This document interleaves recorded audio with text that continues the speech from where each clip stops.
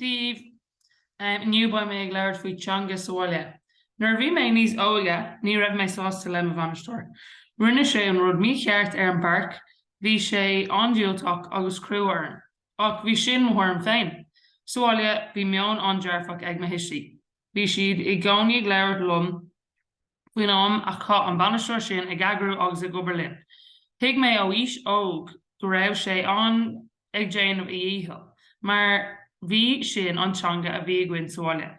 Thuig mé go raibh an takeíocht ceart ag teacht ó mo chláán féin, agus go raibh mé in ann a bheith ag gceannas ar mo feabhs féin. Leis an timpplacht agus an teanga seo sáile, tuigim cé go tábhachtach is atá siad i taithí an páiste. Ní amháin le de fáiste ach timpeall de fáiste, agus faoi de fáiste.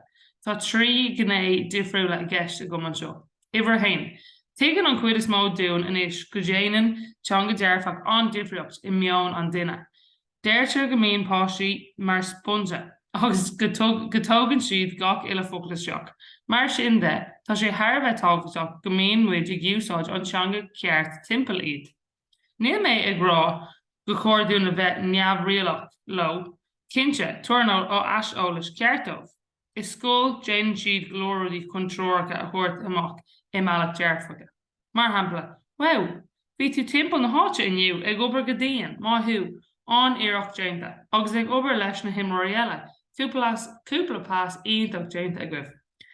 B'fhéidir ba muid in ann obair ar de blach an seachan seo.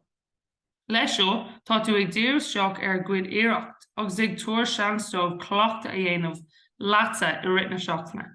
Ban tríal á sprucanna a úsáid chun iad is spreaga mar hampla an cé clé eile déan muid iarracht blach amháin dhéanamh, cad ceapan tú faoi sin. Leis sin níl sig smaoine faoin scór nó na skillna eile ach tugann siad abhaile le meán dearfach. Tus gur bhain siad an spruc amháin agus rinne siad an skill nua an blach sin.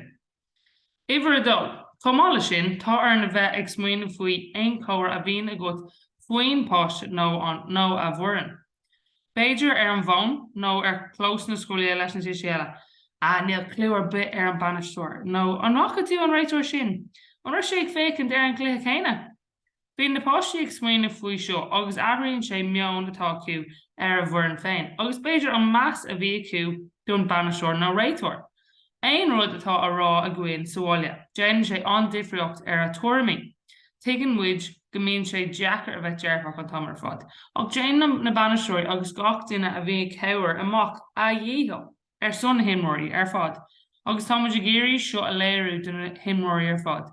Tá an a bheith mar asimléirí dimreoirí óga leis an teanga agus ar iompar. Cosú le mó taithí féin ar bhí mise ag fás an ús, bhína mo hisismóirí ag rá, look tá banisteoir sin déanamh a íthel leanra géisteach leis nó rudí mar sin. Agus an rud dearnach iver trí, agus an ceann i móthram a dhéann daoine dearmid faoi nó an teanga a úsáide muid faoi na páistí. Arís tá sibh amach ar an clós na scoile le tíismóirí eile, agus chuann siad ceisteirt faoin clób agus de fáiste. Déann tú rugsúla Asher déanann siad iarracht ach feicimiid, b'fhéidir tugann sé lá amháin. Tá dhéanann sin de bhaoineann an fáiste. Tá siad amach gá nó tro orsa seachtain agus ansásta faoin ascéal féin. Agus an sin cloiseann siad nach bhfuil tú cinnte faoi. Tá sé tharbheith tábhachtach chuireann muid an béim céine ar an iarracht agus tábhacht an chlub sáile agus amach sa phobal. An rud dearnach atá le rá agam ná gur páistí cliste iad. Bí oscailte le.